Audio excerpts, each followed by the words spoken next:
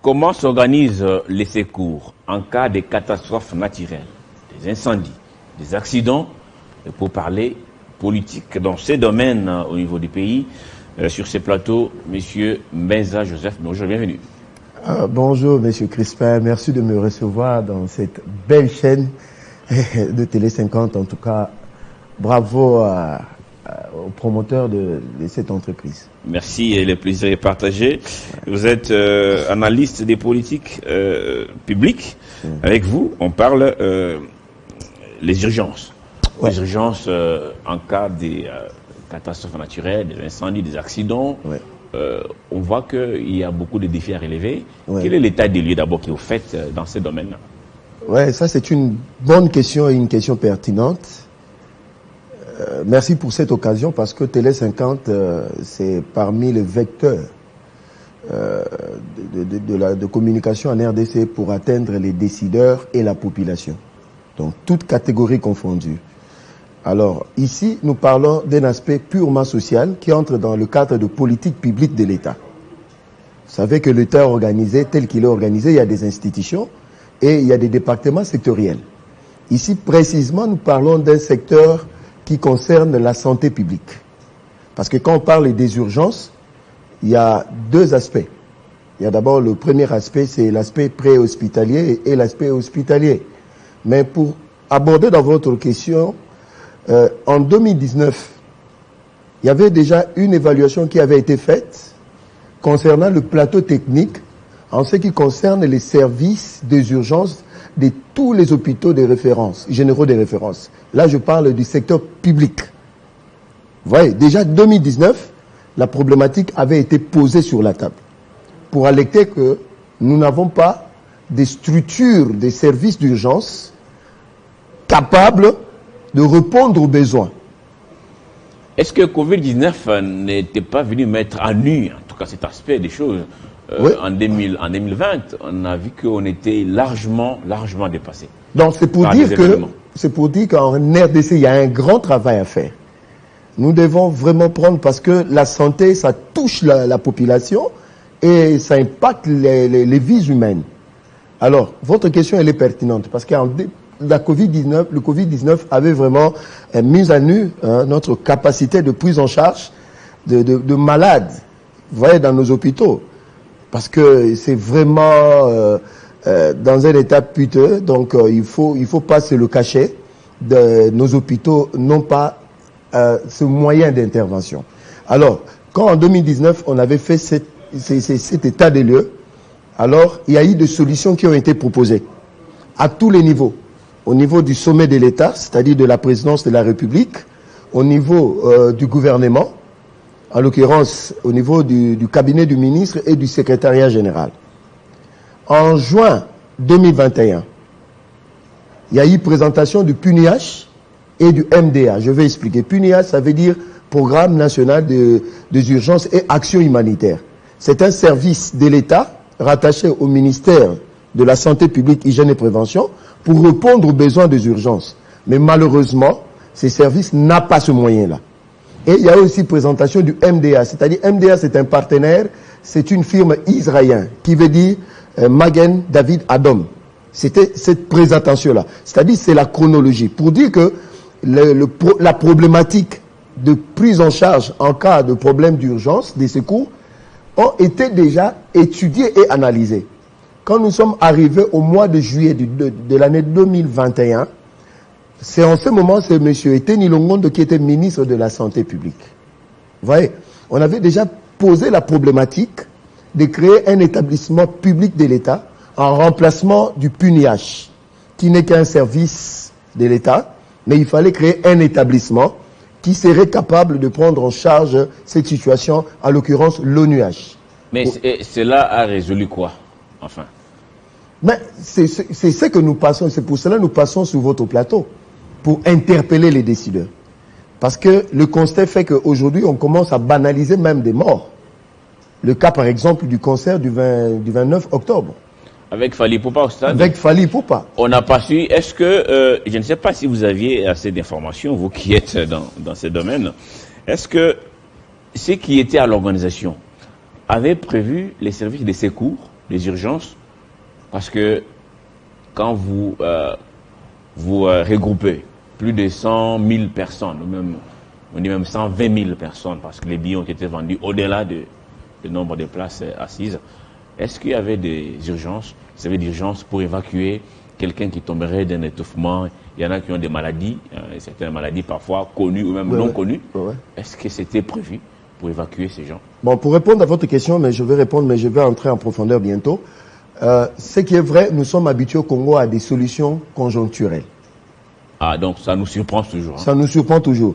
Mais là, nous faisons le plaidoyer pour que l'État congolais puisse prendre ses responsabilités en offrant aux Congolais des solutions de manière structurelle, c'est-à-dire des solutions pérennes qui durent dans la durée, dans le temps, qui ne souffrent d'aucune carence comme ce qu'on a vu. On a vu 2 ambulances stationnées au stade de Martyr pour plus de 100 000 personnes. Voyez-vous? Donc cette incapacité d'intervention peut être aussi à la base. Au mois de juillet, il y a eu le partenariat qui a été présenté au niveau du ministre. Parce que pour résoudre ce problème, il faut beaucoup de moyens financiers. Alors, avec le plaidoyer que le PUNIH et le SAC, c'est une ONG, ont mené au niveau international, il y a eu un partenaire extérieur qui s'est proposé de venir pour que ces secteurs soient restructurés. À l'occurrence, MDA, Magen David Adom. Il vous souviendra, je crois que c'est passé sur vos chaînes ici, le chef de l'État a fait un déplacement en Israël en 2021. Il est allé en Israël lors de sa visite officielle. Il est allé visiter cette firme. En y allant là-bas, le président avait promis qu'en ce retour au Congo, il va mettre le problème sur la table pour qu'on puisse restructurer les services d'urgence. Les partenaires s'est proposé. C'est alors que les partenaires viendra au mois d'octobre 2021. Et il y a eu un contrat qui a été signé entre l'État congolais, représenté par son ministre de la Santé publique, Hygiène et Prévention, et cette firme israélienne, Magen David Adom. Le contrat avait été signé dans le cadre du partenariat public-privé pour résorber ce problème, ces déficits des urgences. Mais j'aimerais expliquer à l'opinion. Quand on parle de services d'urgence, il faut catégoriser ça dans plusieurs secteurs. Il y a les catastrophes naturelles, il y a les accidents qu'on connaît chaque jour à Kinshasa par des véhicules, par des motos. Il y a même des femmes enceintes qui entrent dans le cadre des services d'urgence. Et il y a aussi des problématiques des incendies. Voilà un peu en gros le package qui fait que aujourd'hui nous puissions faire ces plaidoyers pour interpeller les décideurs. Parce que nous avons constaté, vous êtes journaliste, vous êtes chevronné, vous êtes informé, qu'il y a eu plusieurs cas d'accidents. Et après on a laissé. Donc malgré cet accord qui a été signé, vous dites l'année passée, un an après, les lignes n'ont pas bougé, on n'a pas su mettre en place quelque chose pour au moins faire un pas vers l'avant. Non, le pas n'a même pas un centimètre d'un pas qui a été déjà posé. Mais ça, c'est quoi ce protocole qui a été signé? Bon, vous savez, l'État congolais, les institutions, les hommes passent, les institutions restent. C'est M. Etienne Ilongondo qui avait commencé le dossier. Et aujourd'hui, c'est sur la table de M. Mbungane, son Excellence, les deux Excellences. Il n'y accorde pas une importance capitale. Au niveau du sommet de l'État, ça a été déjà traité, le plaidoyer a été mené. Il fallait qu'il y ait une mutation du PUNIH et que le PUNIH puisse se muter à l'Office national des urgences et actions humanitaires ONUH. Au niveau de la présidence de la République, les études et l'atelier a été déjà mené. Mais c'est maintenant au niveau du gouvernement. Parce que c'est au niveau du gouvernement que le ministre de la Santé doit prendre un projet de décret créant l'ONUH, afin que le Premier ministre puisse signer ces décrets. Parce que le ministre de la Santé présente les projets et le Premier ministre signe, c'est alors qu'on va franchir le premier pas. Donc, jusqu'au jour d'aujourd'hui, c'est pour cela que nous faisons ces plaidoyers. Nous passons sur votre chaîne, parce que c'est suivi par des décideurs, pour que le premier pas puisse être affranchi. C'est-à-dire, création d'abord de l'ONUH. Lorsque l'ONUH sera créée, l'impact sera visible et direct pour la population. Qui doit être d'ailleurs un grand service au service du peuple. Parce qu'un établissement public est créé pour répondre aux besoins de la population. Aujourd'hui, le PNUH ne peut pas répondre à ce besoin. Parce que lorsque l'on créera l'ONUH, je l'ai bien expliqué, il faut que le ministre de la Santé présente les projets de décret et que le Premier ministre signe les décrets créant l'ONUH. Directement, les partenaires qui est déjà disponible, disposé à nous aider, viendra. Parce que l'établissement public a cette capacité, cette faculté d'entrer en contact avec d'autres partenaires, internes ou extérieurs, c'est-à-dire d'engager l'État. Un simple service de l'État comme le PNUH ne peut pas engager l'État. C'est pour cela que nous présentons ces plaidoyers pour que cet établissement public puisse être créé pour répondre aux besoins des urgences. Pourquoi? Parce que dans ces projets, même l'OMS en 2019 avait fait un atelier avec le PNUH. Il est ressorti de cet atelier que si et seulement si il y a mutation du PNUH, on fait la restructuration, on fait la réforme, il est possible en RDC de sauver de vies humaines et de réduire le taux de mortalité de 50%. Ah, très important. Je dis bien de 50%. Très important. Mais j'aimerais savoir, parce que là, vous dites que ça traîne sur la table du ministre notamment, parce que c'est lui qui doit proposer ça, et que le Premier ministre puisse prendre l'engagement et l'acte. Mais en attendant, en ce moment, comment ça se passe? S'il y a un incendie quelque part d'un immeuble, qu'est-ce qui se passe maintenant en ce moment? C'est ce que nous constatons. Nous sommes abandonnés à notre triste sort, c'est ça? On fera le constat, mais il n'y aura pas d'action. Je vais vous choquer, monsieur le journaliste, monsieur Crispin. J'espère que vous êtes un homme averti et vous le savez. Dernièrement, il y a eu un incendie vers Météo, Binza Météo. Un véhicule anti-incendie est venu sans eau. Ah bon? Mais les autorités n'ont fait que constater. Qui gère ça en ce moment? On appelle qui? Je fais l'état des lieux. Il y a eu un accident quiconque vers Matadi, vers le Congo central. Un véhicule citerne a explosé. On a vu les corps jonchés sur la place publique et les blessés. Parce que selon les études qui ont été menées, quand quelqu'un connaît un accident, par exemple, la durée de l'intervention, c'est entre 3 et 120 minutes. 3 et 120 minutes. Dépasser ces délais, la personne risque de mourir. Prenons l'exemple, allons sur le fait. On a vu des images, tout le monde a vu sur au stade de Martyrs. Les gens qui sont morts là, ce n'était pas par coups et blessures, ni par, je ne sais pas, par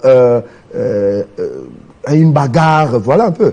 Les gens qui sont morts là, la plupart d'entre eux étaient asthmatiques et il y avait beaucoup de gens qui avaient des problèmes de tension. Ils sont morts par étouffement. Ils sont morts par étouffement, mais vous avez vu. Mais j'ai vu quelqu'un d'autre en train de pousser les... C'est là maintenant, dans le ventre, il dit oui, pousser la lingala et tout. C'est là maintenant le problème qu'on a au Congo.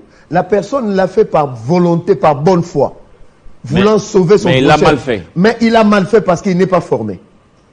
Parce que tout le monde n'est pas urgentiste. Même tout corps médical n'est pas urgentiste. C'est une formation bien spécifique, c'est une spécialisation. Est-ce que ce n'est pas important aujourd'hui, monsieur Joseph, d'insérer cette leçon au niveau de nos écoles, par exemple, pour que vous et moi, sur ces plateaux, ils ne sont pas là. S'il y a un problème, qu'est-ce qu'on fait? Vous voyez, en attendant l'arrivée des secours, même si actuellement, d'une manière formelle, ces secours n'existent pas, oui, mais dans les formels ou dans les débrouillardismes, voilà les termes, ça finit par venir, même si c'est avec retard. Est-ce qu'on ne peut pas carrément former nos enfants aussi, à partir de l'école, pour dire, en cas de ceci, voilà ce qui doit être fait? Votre question, elle est pertinente. C'est pour cela qu'on a le ministère de la Santé publique, Hygiène et Prévention. Parce que ça entre dans le cadre de la prévention. Pour qu'il y ait prévention, il doit y avoir sensibilisation. Pour qu'il y ait sensibilisation, il faut qu'il y ait une structure qui le fasse, qui puisse avoir ses moyens. Parce que pour le vecteur aujourd'hui de la communication, ce sont des médias qu'il faut payer. Il y a les réseaux sociaux. Il faut mettre des médias, il faut avoir tout un système de communication. Mais ça demande de moyens. C'est pour cela que nous faisons le plaidoyer pour que l'ONUH soit créé. Pourquoi? Parce que il est prévu que lorsque l'ONUH sera créé, que nous puissions acquérir des véhicules, des ambulances. Il y a d'ailleurs un avant-projet qui concerne l'ouest du pays, c'est-à-dire Mwanda-Kinshasa. Il y aura création de 7 postes avancés qui seraient équipés des ambulances et des véhicules anti-incendie. Il y a possibilité qu'on puisse acquérir un avion médicalisé et des hélicoptères. Parce que dans le cadre des urgences, il y a aussi des zones difficiles d'accès. Par exemple, il y a inondation et on ne sait pas extirper ces gens-là par des véhicules ou autres moyens. Qu'est-ce qu'il faut utiliser? Il faut utiliser le moyen fluviaux. On peut mettre des hors-bord. On le voit partout dans le monde, même en France, même partout. Donc, dans ce domaine-là, nous avons un grand déficit. Hein, il y a un déficit criant. C'est quand même alarmant, ça. C'est vraiment alarmant. Donc, vous voyez, aujourd'hui au Congo, je ne sais pas, peut-être quelqu'un puisse nous informer en direct si on a un avion médicalisé. Si on a des hélicoptères qui peuvent servir pour des besoins de secours. Mais déjà, vous avez suivi les débats à l'Assemblée nationale par rapport à notre budget, le budget 2023, cette loi des finances. C'est vrai, ça a été amélioré, nous sommes à 14 milliards, mais les défis sont majeurs. Et là, je découvre même que dans les pays, il n'y a aucun service organisé des urgences. Ça, c'est gravissime. Est-ce qu'on va y arriver un jour? Non.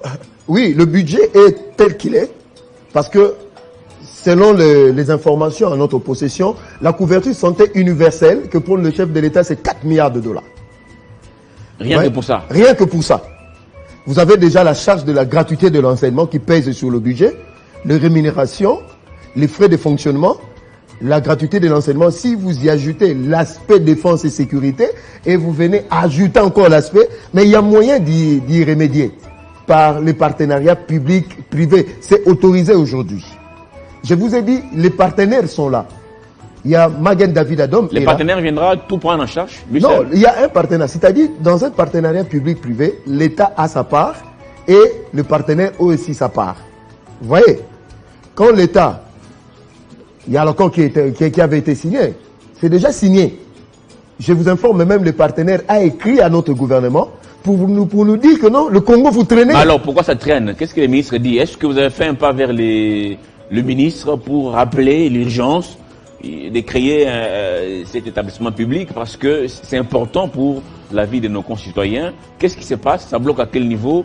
Vous avez peut-être une minute parce que là on doit se séparer. Oui. Pour terminer, au niveau du secrétariat de la santé, le dossier est sur la table. Au niveau du cabinet du ministre, je ne veux pas citer des noms des gens qui traitent le dossier, mais c'est que nous demandons qu'il y ait célérité dans le dossier parce qu'il faut sauver des vies humaines. Si nous mettons en place l'ONUH, même les autres corps de la santé peuvent aller en grève, mais les urgentistes n'iront jamais en grève parce qu'ils seront pris en charge et primés. Tous les plateaux techniques des hôpitaux généraux de référence seront équipés en matériel d'urgence. Ça demande combien de milliards interservices? Non, ce sont des millions, pas des milliards. Des millions. Parce que l'avantage pour la population, le voici. Parce que je ne peux pas terminer sans parler de ce que la population peut bénéficier de ce projet. Vous savez, aujourd'hui, une X personne peut tomber s'il n'a pas de moyen de s'offrir une ambulance, parce que aujourd'hui, c'est pour les nantis. Selon nos informations, location d'une ambulance c'est $100 et le chauffeur c'est $20. Donc, ce qui fait $120. C'est maman-là qui vend les matembele ne peut pas s'offrir ces luxes-là. Or, si nous créons l'ONUH, ça sera pour toutes les couches, pour toutes les classes sociales de la RDC, et les nantis et les moins nantis. Parce qu'il y aura une prise en charge pré-hospitalier gratuite. C'est ça l'avantage de l'ONUH. C'est-à-dire, avec le moyen, parce que l'ONUH aura une autonomie financière et administrative pour répondre à ce besoin. Avec les partenaires juifs et grecs, turcs, qui sont disposés à nous aider. Vous savez que l'OMS aujourd'hui prend en charge des pays dont les services d'urgence sont organisés, ils leur donnent des subventions.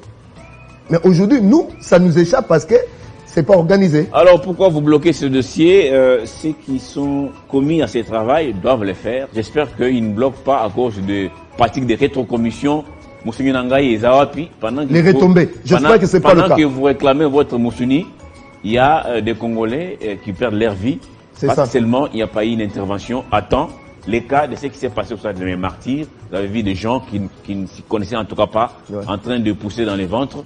Et ils ont amené ses compatriotes carrément à la mort. À la mort. Monsieur Ben Joseph, c'était très pertinent votre intervention. Merci d'être passé sur le SMK. C'est à moi de vous remercier. J'espère que vous reviendrez pour nous dire si, après quelques semaines, les dossiers a connu une issue heureuse. Et puis voilà qu'il y aura on ne manquera pas rapidement pour nous sauver. Je salue M. Jean-Marie Kassamba.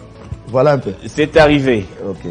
Je reçois dans quelques instants le chargé des communications de la gouverneure Masuka et pour parler province de là-bas.